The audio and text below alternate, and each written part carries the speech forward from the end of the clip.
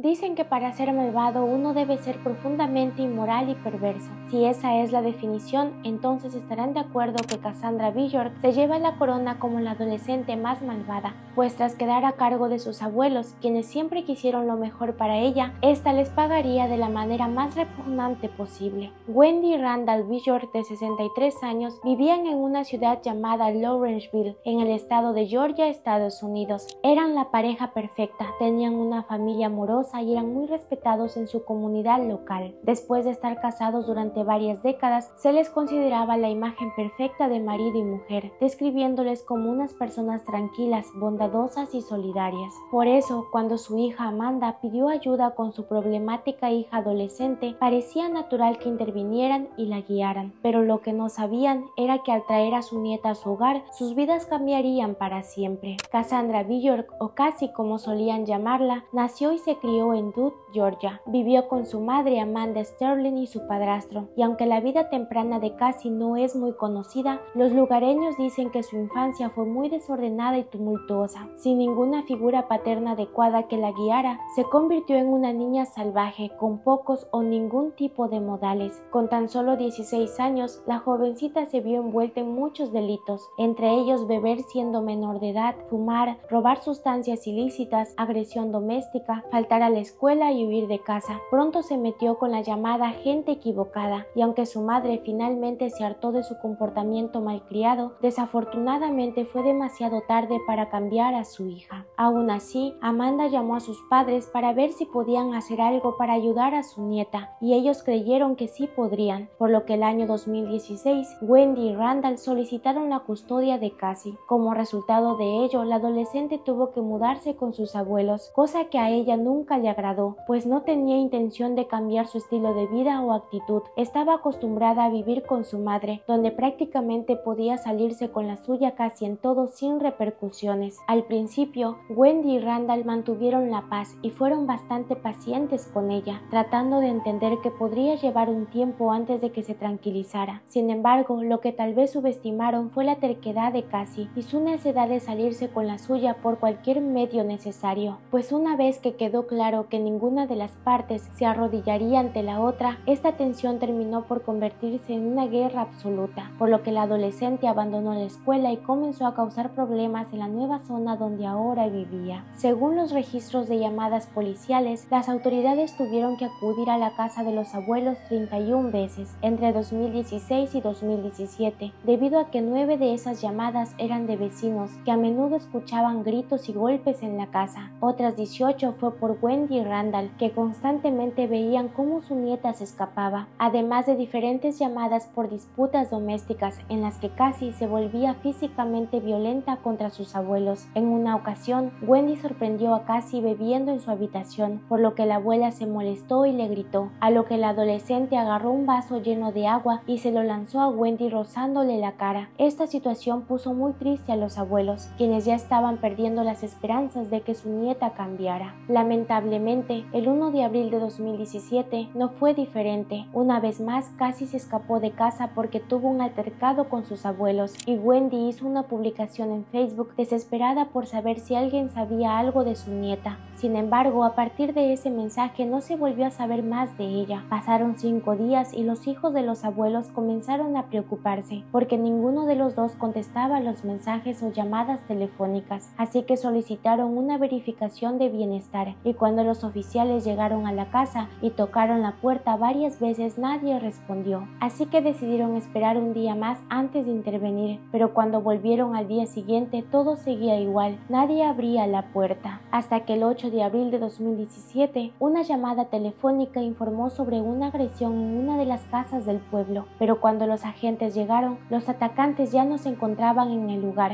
Aún así, rápidamente fueron identificados como Cassandra Bjork y Johnny Ryder, su novio de 19 años. Poco después, resultó que las personas a las que habían agredido eran nada menos que la hermana de Johnny y el novio de ella. Según la versión de esta pareja, estos jóvenes ingresaron a su casa ilegalmente, ya que cuando ellos llegaron a su hogar encontraron que todo estaba desordenado y roto. Su dormitorio estaba hecho pedazos y los muebles se encontraban dañados, además de ver a Cassie y a Johnny sonriendo burlonamente, para que solo a los pocos segundos empiecen a atacarlo salvajemente. Johnny roció con gas pimienta a su hermana en la cara y la hizo caer de rodillas. Luego comenzó a golpear al novio en la cara, mientras que Cassie se encontraba en busca de un bate de béisbol que posteriormente usó para golpear en la cabeza, cuello y hombros a la hermana de Johnny. Ambas víctimas sufrieron heridas graves por el ataque, quienes después de hablar con la policía fueron escoltados al hospital de inmediato. Mientras tanto, los detectives comenzaron a investigar la escena del crimen y allí se dieron cuenta de que el auto en el que habían llegado Johnny y Cassie no era en realidad suyo, sino que le pertenecía a sus abuelos Wendy y Randall, quienes habían estado desaparecidos durante varios días.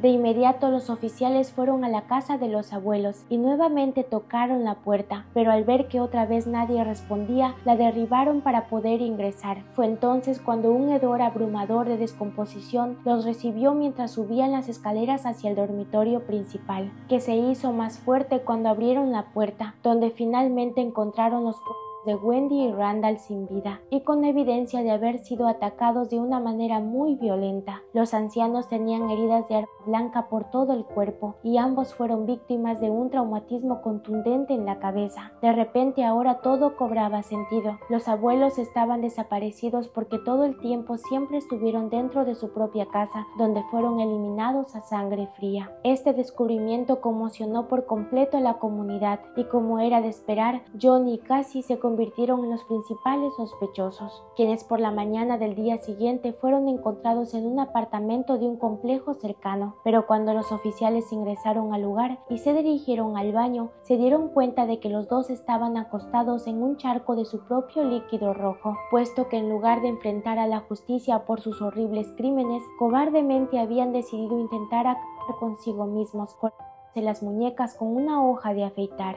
Afortunadamente, la policía llegó a tiempo y lograron detenerlos para brindarles atención médica y posteriormente trasladarlos a la cárcel de la ciudad. En el interrogatorio, Cassie fue la primera en contar cómo realmente acabaron con la vida de sus abuelos. Resulta que esta jovencita estaba harta de que ellos intentaran controlar su vida. Por eso, cuando huyó el 1 de abril, se reunió con su novio Johnny, con quien idearon un plan para cometer el macabro crimen. Primero, se estacionaron afuera de la residencia de los Billor y esperaron a que las luces se apagaran. En esos momentos, Wendy y Randall yacían acostados en su cama preocupados por la desaparición de su nieta, sin saber que en ese preciso momento su misma descendiente y su novio estaban ingresando a su casa armados con una palanca para automáticos, un martillo, un bate de béisbol, objetos punzantes y cinta adhesiva. Sigilosamente subieron las escaleras y se posicionaron justo fuera de la puerta del dormitorio, y cuando notaron que la pareja ya estaba dormida, ambos ingresaron. Johnny atacó sin piedad a Randall, mientras que Cassie también lastimaba a Wendy arrastrándola de la cama. Luego los ataron con cinta adhesiva y los llevaron dentro del baño, donde los apuntaron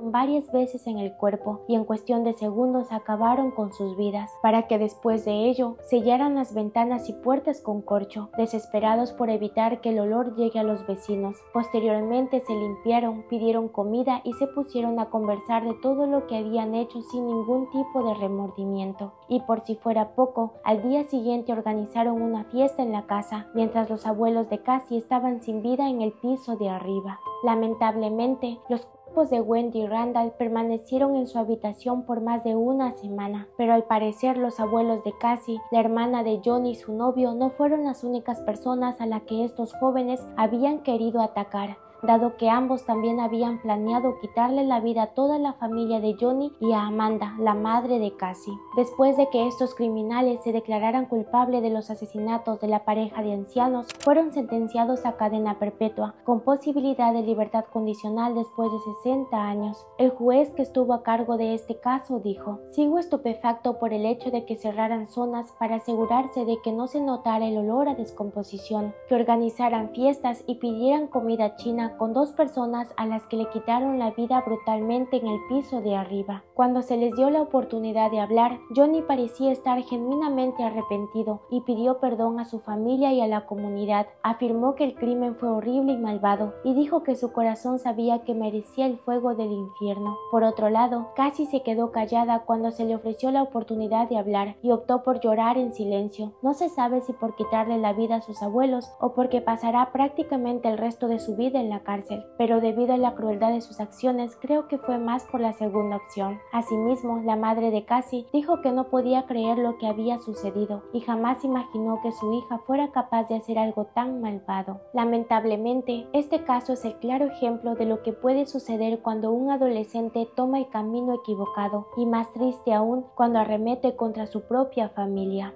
¿Ustedes qué opinan de este caso? ¿Creen que la madre de Cassie, Amanda, tiene algo de culpa en lo que pasó? Lo digo porque no fue capaz de controlar a su hija y optó por darles esta carga a sus padres, quienes ya eran unos adultos mayores. ¿O acaso creen que Cassie escribió sola su destino de convertirse en una asesina?